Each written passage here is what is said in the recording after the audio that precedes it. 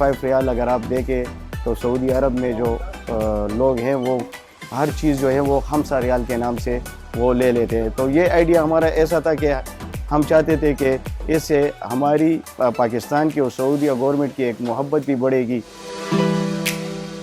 मेरा नाम डॉक्टर शकील अहमद ख़ान है। जो महंगाई के दौर से हम गुज़र रहे हैं, तो ये हमारा एक आइडिया था कि इसमें हम घरेलू अशिया तो घर के जितने भी ज़रूरियाती ज़िंदगी है हम कस्टमर को वो अर्ज़ान नर्ख पे प्रोवाइड कर दें।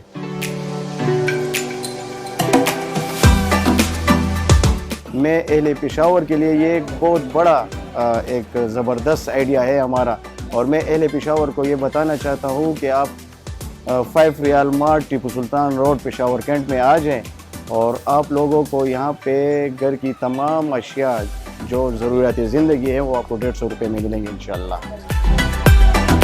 में जो भी चीज़ें हैं कॉस्मेटिक से लेके किड्स के जितने भी सामान हैं और लेडीज़ के जितने सामान हैं वो सब आला मेयार की क्वालिटी है।